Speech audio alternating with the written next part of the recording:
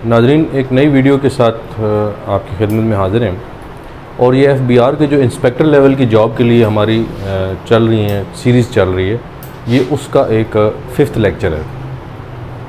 इसमें हमने जो बात करनी है वो इनकम फ्रॉम प्रॉपर्टी। हमने कहा था कि 5 सोर्सेज हैं, किसी भी आदमी के 5 सोर्सेज होते हैं। एक इनकम फ्रॉम सैलरी है, इनकम फ्रॉम प्रॉपर्टी है, इनकम फ्रॉम बिज़नेस है, इनकम फ्रॉम कैपिटल गेन होता है, और फिर आपका जो है वो अदर सोर्सेज होते हैं। इस पर हम पहले बात कर चुके हैं।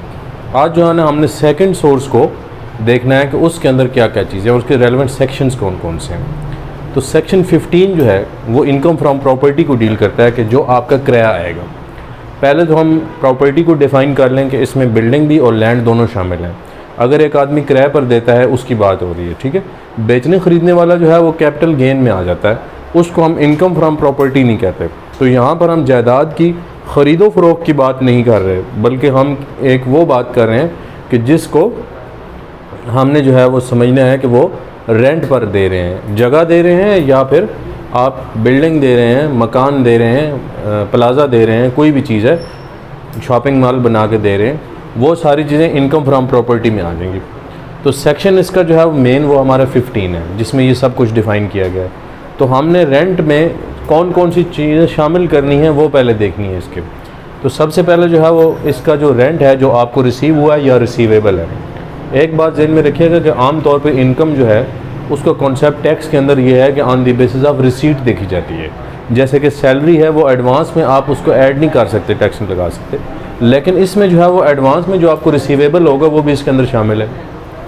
दूसरी बात है कि आपका जो एडवांस आपने अनएडजस्टेबल लिया हुआ है, अनएडजस्टेबल एडवांस कौन सा होता है? वो अनएडजस्टेबल एडवांस वो होता है जो आपका एक ओवरऑल उसमें आ रहा है, उसके अंदर जो बाद में आपने एज अ सिक्योरिटी दिया तो है लेकिन वापस ले लेना है, तो उसका 1/10 इसमें शामिल होगा। ठीक है जी, इसमें जो है ना वो हमने 1/10 जो है इसमें शामिल करना है, यानी कि इसका 1/10 जो है वो शामिल होगा। और इसी तरह से जो forfeited amount of token money है वो ऐड होती है।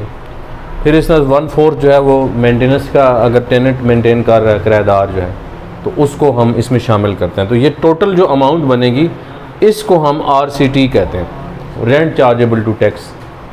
तो इस पर हमने टैक्स करना है। अब बात आ जाती है डिडक्शंस की। इस पे भी स्टूडेंट्स में बहुत ज़्यादा कन्फ्यूजन है। तो आपने ये ज़हन में रखना है कि इंडिविजुअल के लिए जो है वो डिडक्शंस अब अलाउ नहीं है, ठीक है, अब 2020 और 21 के लिए। लेकिन उसका ऑप्शन दिया गया कि अगर आपका 4 मिलियन तक रेंट आता है तो फिर आप उसमें से डिडक्शन अपनी अलाउ करा सकते हैं। कंपनी की सूरत में तो हर वक्त अलाउ है, वो अलग से एक मामला है। लेकिन इंडिविजुअल और AOP की हम बात कर रहे हैं तो उसके अंदर जो है ना वो ये डिडक्शंस जो हैं, इसमें जो आप लोकल प्रॉपर्टी टैक्स देते हैं, ठीक है, इसमें आपके लिटिगेशन के चार्जेस आ जाते हैं, कलेक्शन चार्जेस आ जाते हैं। तो ये सारी चीज़ें जो हैं जो रेलेवेंट टू द प्रॉपर्टी हैं वो सारी की सारी इसके अंदर आप डिडक्शंस ले सकते हैं। लेकिन इंडिविजुअल के केस में या AOP के केस में आपको 4 मिलियन यानी कि 40 लाख रुपए आपका रेंट आता हो तो फिर आप उसके ऊपर ये ऑप्शन ले सकते हैं, वरना आपका यहाँ तक ये टोटल बनेगा और इसके ऊपर फिर आ जाएगा। अब ज़रा देख लेते हैं कि इस पर टैक्स कैसे कैलकुलेट होता है, इसके क्या मैकेनिज़्म होता है। तो उसमें जब हम ये बात करते हैं कि जी 2 लाख तक तो एग्जाम्प्ट है, यानी कि एनुअल अगर आपको 2 लाख आ रहा है तो उस हवाले से जो है वो आपको कोई टैक्स नहीं देना, ठीक है।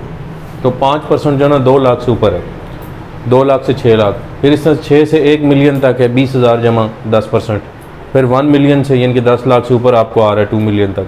तो ये कैटेगरीज हैं जो स्लैब्स हैं, इसके मुताबिक आपका डील होगा। फिर नेक्स्ट हम कहते हैं कि ये अलग से इसका सेपरेट है, इसको कहा जाता है सेपरेट ब्लॉक, इसकी नेचर है, इसकी सेपरेट ब्लॉक नेचर है, ठीक है।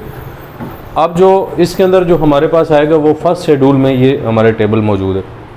उसके बाद फिर इसमें एक और जो चीज़ हमने देखनी है वो विद होल्डिंग सेक्शन है। कंपनी के हवाले से कंपनी जो है वो विद होल्डिंग करेगी सेक्शन 155 में। जैसे सैलरी का हमने कहा था ना कि एक सेक्शन 12 है और एक उसका विद होल्डिंग सेक्शन है जो कि आपने 149 में देना है उसको। इसी तरह से यहाँ पर भी हम इसको 155 में डिडक्ट करेंगे और वो 15% हमारा ग्रास अमाउंट पर होगा। तो ये है इनकम फ्रॉम प्रॉपर्टी जो कि सेकंड सोर्स ऑफ इनकम है। इंशाल्लाह नेक्स्ट वीडियो में हम बिज़नेस को डील करेंगे और बिज़नेस का देखेंगे। Thank you very much.